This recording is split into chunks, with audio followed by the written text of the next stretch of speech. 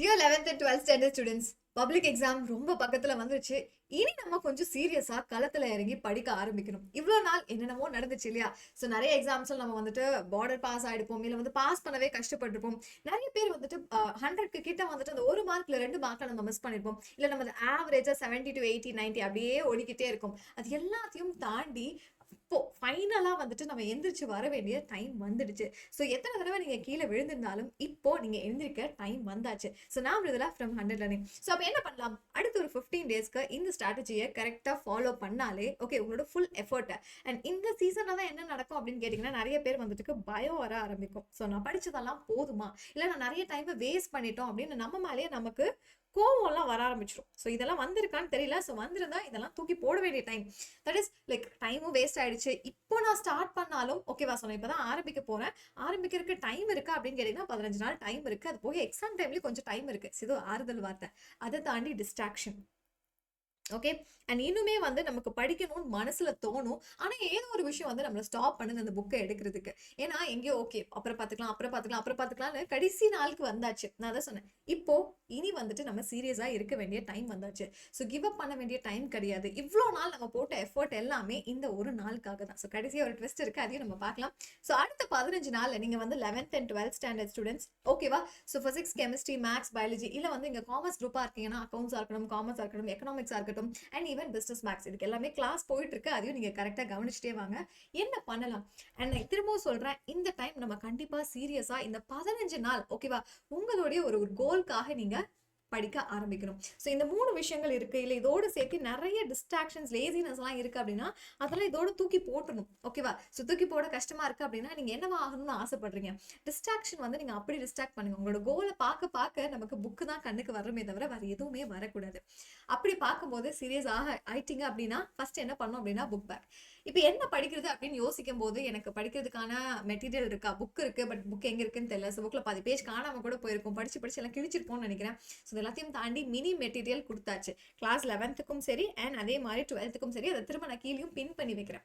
So இப்போ இதெல்லாம் தாண்டி நீங்க காமர்ஸா இருக்கீங்க அப்படின்னாலும் முதல்ல புக் பேக்கை நம்ம தரவு பண்ணிடலாம். இல்ல மேம் என்னால எல்லாம் படிக்கவும் கஷ்டமா இருக்கு அப்படின்னா ஒரு 75% ஆஃப் த சிலபஸ் ஓகே, அதை எப்படி படிக்கலாம் அது ஸ்பிளிட் பண்ணி நான் சொல்லிடுறேன். ஃபர்ஸ்ட் பண்ண வேண்டிய விஷயம் அதுதான். அதுக்கப்புறம் பப்ளிக்ல இதுக்கு முன்னாடி கேட்ட கொஸ்டின்ஸ் எல்லாம் நான் தெரிஞ்சிருக்கேன் எனக்கு, இல்லை ஏதாச்சும் மறந்துடுச்சா, படிச்சதே புதுசா தெரியுதா, ஸோ அதெல்லாம் கொஞ்சம் வந்து திரும்ப பார்த்துட்டே உங்க பிரெயினுக்கு அதை ரீகால் பண்ணி கொடுத்துட்டே இருக்கணும். அதாவது அதை நீங்க ரீப்ளே பண்ணி காமிக்கணும். ஓகே இதெல்லாம் நான் படிச்சிருக்கேன் அப்படின்னு சொல்லிட்டு. அப்பதான் அதுவும் கரெக்டா ஞாபகம் வச்சுக்கணும். அடுத்தது தேர்ட் நீங்க பண்ண வேண்டிய முக்கியமான விஷயம் இந்த question paper collection. So public question பேப்பர்ஸா இருக்கட்டும், ரிவிஷன் கொஸ்டின் பேப்பர் அண்ட் இப்போ முடிஞ்ச இந்த ஹாஃப் இயர்லி கொஸ்டின் பேப்பர்ஸ், இது மூணுலையுமே கொஞ்சம் டிஃப்ரெண்டான கொஸ்டின்ஸ் எல்லாம் கேட்டிருப்பாங்க. நமக்கு என்ன ஒரு பயம் வரும் அப்படின்னா எங்கேயாச்சும் புக்கிங் சைட்ல இருந்து இல்லை கிரியேட்டிவா கொஸ்டின் கேட்டுட்டா நான் என்ன மேம் பண்றது அப்படின்னு. அண்ட் அதை தாண்டி வந்துட்டு நான் படிக்காத கொஸ்டின் எக்ஸாம்ல வந்துட்டா நான் என்ன பண்றது, இந்த பயம் வேற எல்லாருக்கும் உள்ள ஓடிட்டு இருக்கு. அது எப்படி இப்போ ஓவர் கம் பண்ணி வருது? நான் சொன்ன மாதிரி சீரியஸா படிக்க வேண்டிய டைம் வந்துருச்சு. அப்போ ஃபர்ஸ்ட் ஓகே பிசிக்ஸ் இல்லை எக்கனாமிக்ஸ், நான் வந்து உங்களோட பப்ளிக் ஹாலிடேஸையும் சேர்த்து தான் இதில் வந்து அக்கௌண்ட் பண்ணியிருக்கேன். ஏன்னா நமக்கு பிசிக்ஸ் கெமிஸ்ட்ரிக்கெல்லாம் வந்துட்டு கொஞ்சம் டைம் கம்மியாக தான் இருக்கு. அண்ட் ஈவன் மேக்ஸுக்குமே 11th பார்த்தீங்கன்னா டைம் கம்மியாக தான் இருக்கு, மேக்ஸ் அண்ட் காமர்ஸ்க்கு. ஸோ அப்படி இருக்கும்போது இந்த பீரியட் ஆஃப் டைம்ல இந்த 15 நாள்ல நம்ம என்ன படிக்கலாம் அண்ட் அதுக்கப்புறம் வரக்கூடிய இந்த எக்ஸாம் ஹாலிடேஸ்ல என்ன படிக்கலாம், ஸோ இது எல்லாமே நம்ம பார்க்க போறோம். அண்ட் பயோ ஸ்டூடெண்ட்ஸ்க்கு இதெல்லாம் ஜாக் பாட் தான், நிறைய ஹாலிடேஸ் இருக்கு. அதே மாதிரி பேப்பரும் கொஞ்சம் கஷ்டமா இருக்கும் அப்படிங்கறத நீங்க எதிர்பார்க்கலாம். மேக்ஸுக்கு 12th அதே மாதிரி தான் ஹாலிடேஸ் அதிகமா இருக்கு. ஸோ பேப்பரோட டிஃபிகல்ட்டியும் அதை பொறுத்து மாறும். ஸோ போன வருஷம் எந்த பேப்பர் கஷ்டமா இருந்துச்சு, இந்த வருஷம் எந்த பேப்பர் ஈஸியா இருக்க போகுது, இந்த பேட்டர்னும் நமக்கு ஸ்வாப் ஆகிட்டே இருக்கு. But what ever it is, நம்ம ப்ரிப்பரேஷன் மேல நம்ம ஸ்ட்ராங்கா நம்பிக்கையோட இருந்தோம் அப்படின்னா கண்டிப்பா பேப்பர் எப்படி இருந்தா என்ன நம்ம சூப்பரா எழுதிட்டு வந்துடலாம். அப்போ முதல்ல பாருங்க 12th ஸ்டாண்டர்ட் ஸ்டூடெண்ட்ஸா இருக்கீங்க அப்படின்னா பிசிக்ஸ்ல ஓகே ஒரு 3 நாள் நீங்க ஸ்கூலுக்கு போய் படிச்சாலும் சரி இல்ல வீட்ல இருந்து படிச்சாலும் சரி ஓகேவா. ஸோ ஃபர்ஸ்ட் நீங்க என்ன பண்ணுங்க அப்படின்னா வால்யூம் 1 and 2 இருக்கக்கூடிய 5 மார்க்ஸ் இது எல்லாத்தையும் என்னால முடிக்க முடியுமா தெரியல அப்படின்னா இதுக்காக ஒரு PDF நான் கொடுத்துட்றேன். அண்ட் அந்த மினி மெட்டீரியலையும் நான் அட்டாச் பண்ணி வச்சிருக்கேன். ஸோ இந்த 2 வால்யூம்ல அட்லீஸ்ட் ஏதோ ஒன்று நம்ம தரவு பண்ணி வச்சுக்கலாம் இப்போ ஓகேவா. So at least any one. So நான் உங்களுக்கு ஷார்ட்லையும் ரிப்பீட்டடாக கேட்கக்கூடிய 5 மார்க்ஸையும் போஸ்ட் பண்ணுறேன். ஸோ அதையும் நீங்கள் செக் பண்ணி பார்க்கலாம். அண்ட் அடுத்தது வந்து நெக்ஸ்ட் ஒரு நாள் வந்து 2 and 3 மார்க்ஸும் நம்ம படிக்கலாம். ஸோ இதெல்லாமே நீங்கள் எங்கேருந்து படிக்கணும்? இந்த மினி மெட்டீரியல் சரியா. ஸோ திரும்ப சொன்னேன், சீரியஸாக படிக்க ஆரம்பிச்சாதான் நமக்கு இப்போ இருக்கக்கூடிய அந்த வெறியில நிறைய விஷயங்களை நம்மளால ஃபாஸ்ட்டாக படிக்க முடியும். அது உங்களுக்கே நல்லா தெரியும், நீங்கள் வேணா பாருங்க. And next come to the problems. So problems நம்ம லைவ்ல டீச் பண்ணிட்டு இருக்கோம். அண்ட் அதோடு சேர்த்து உங்களுக்கு கொஸ்டின் பேப்பர்ஸும் இனிமேல் நான் ஷேர் பண்ண போறேன். And come to the next part. So chemistry. So கெமிஸ்ட்ரியில் வந்துட்டு ஆர்கானிக் கெமிஸ்ட்ரி தான் கிட்டத்தட்ட 40 மார்க்குக்கு நம்ம கொஸ்டின் கேட்பாங்க. அது புக் பேக்கும் கேட்பாங்க, புக் இன்சைடும் கேட்பாங்க. ஸோ இதுக்கான ஒரு வீடியோவும் நான் போட்டுறேன். ஸோ தனியாக ஆர்கானிக் கெமிஸ்ட்ரியில மட்டும் எதெல்லாம் வந்து முக்கியமா படிக்கணும். ஏன்னா 40 மார்க் அப்படியே வந்துட்டு இதுல நமக்கு வாங்கக்கூடிய சான்ஸ் இருக்கு. அண்ட் அடுத்தது அதே மாதிரி இன்ஆர்கானிக் அண்ட் பிசிக்கல்ல புக் பேக் அட்லீஸ்ட் இப்போ நம்ம தரவு பண்ணி வச்சுக்கலாம். ஸோ புக் இன் சைட்ல ப்ரீவியஸ் இயர்ல கேட்ட கொஸ்டின்ஸ் எல்லாத்தையும் நான் உங்களுக்கு அதையும் தனித்தனியா பிடிஎஃபா தரேன். அண்ட் ஆல்ரெடி இது எல்லாத்துக்குமே நான் சொன்ன மாதிரி மினி மெட்டீரியல் கொஸ்டின்ஸும் ரொம்ப குட்டியா தான் இருக்க போது. அதை மட்டுமாச்சு படிச்சா போதும்பா. அண்ட் அடுத்தது கொஸ்டின் பேப்பர்ஸ். கெமிஸ்ட்ரிக்கு டெஃபினட்டா அதை பார்க்கணும். ஏன்னா ஏபிசிடி டைப் ஆஃப் கொஸ்டின்ஸ் ஏதாச்சும் கொஞ்சம் டிஃப்ரெண்டா கேட்டிருக்காங்களா, கம்பல்சரியில எந்தெந்த சாப்டர்ஸ்ல இருந்து கேட்டிருக்காங்க அதை ரெஃபர் பண்றதுக்கு டெஃபினட்டா இது ஒரு நாள் நம்ம பண்ணணும். இதுல எங்க மேம் 1 மார்க்கே மிஸ் ஆயிடுச்சு. இது எல்லாம் முடிச்சாலே 1 மார்க் அதுக்கப்புறம் தான் பார்க்கணும். ஏன்னா இது படிக்கும் போதே நிறைய கான்செப்ட் நமக்கு தெரிய ஆரம்பிச்சிடும். நீங்க ஃபர்ஸ்ட் டைம் 1 மார்க் எடுத்துட்டீங்கன்னா அதுல ஒரு கொஸ்டின் தெரியலனாலும் நமக்கு அப்படியே அப்செட் ஆயிடும். ஸோ இது முடிக்கும் போது ஒரு 50% ஆஃப் 1 மார்க்ஸ் நமக்கு கொஸ்டின் பார்த்துன்னு ஆன்சர் பண்ற மாதிரி இருக்கும். அதை அடுத்த ஒரு நாள் நம்ம பண்ணலாம். ஸோ டெஃபினட்டா இந்த ஒரு நாள் ரொம்ப முக்கியம். பிசிக்ஸ் அண்ட் கெமிஸ்ட்ரிக்கு 1 மார்க் ரிவிஷன் நீங்க கண்டிப்பா பண்ணணும். ஸோ அதை வந்துட்டு ஒரு நாள் ஃபுல் டைம் ஸ்பெண்ட் பண்ணுங்க. Half day physics, half day chemistry.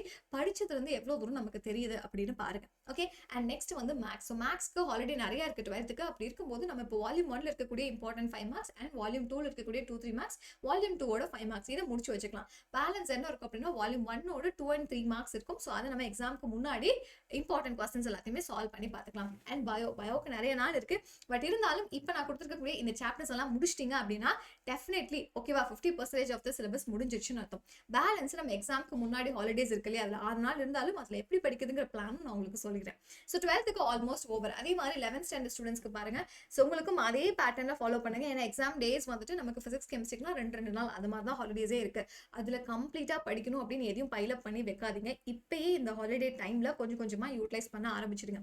Study ஹாலிடேஸா இருந்தாலும் இதை கரெக்டா ஸ்கூலுக்கு போனீங்கனாலும் சரி, வீட்டுல இருந்தாலும் சரி, இந்த பேட்டர்னை கரெக்டா ஃபாலோ பண்ணுங்க. ஸோ உங்களுக்கான டே 1 டே 2 மாறலாம். ஸோ நான் இன்னைக்கு பிசிக்ஸ் படிக்கலான்னு இருப்பேன், இன்னொரு பர்சன் கெமிஸ்ட்ரி படிக்கலாம்னு நினைக்கலாம். பட் ஆனா அந்த நாள் ஓகே ஒரு நாளுக்கு வந்துட்டு நீங்க பிளான் பண்ணுங்க. ஸோ நம்ம ஒரு ஸ்டடி பிளான் ஒரு 15 நாளுக்கு போட்டுட்டு அதை பண்ணாம விட்டுறக்கூடாது. இன்னைக்கு டார்கெட் என்ன, நான் ஆர்கானிக் கெமிஸ்ட்ரி படிக்கிறேன், அது மட்டும் தான் உங்க மனசுல இருக்கணும். ஸோ அதுக்கு என்னென்னலாம் தேவை அதை எடுத்து வச்சிட்டீங்களா, படிக்க ஆரம்பிச்சிடுங்க. ஸோ இதை வந்து இனி இந்த ஸ்டடி பிளானை இப்படி நீங்க மாத்தி படிக்க ஆரம்பிக்கணும்.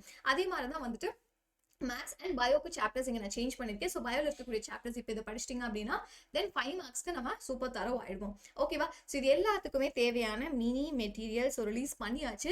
அதையும் நான் கீழே பின் பண்ணி வச்சிருக்கேன். அதை எடுத்து கொஞ்சம் பாருங்க. ஓகேவா. டெஃபினட்டா அது ஹெல்ப்ஃபுல்லாக தான் இருக்கும். ஓகே. ஸோ இப்போ சொல்லுங்க, இனிமேலும் நம்ம வந்துட்டு கொஞ்சம் வந்து சோம்பேறித்தனப்பட்டுட்டோ இல்லை பயந்துட்டோ இல்லை டிஸ்ட்ராக்ட் ஆகிட்டோ ஓகேவா ஸோ இருந்தோம் அப்படின்னா நமக்கு வந்து நம்ம எப்போ வந்து நம்மளை ப்ரௌடாக ஃபீல் பண்றது இல்லையா. So this is going to be the end of the life இல்லையா அப்படின்னு கிடையாது.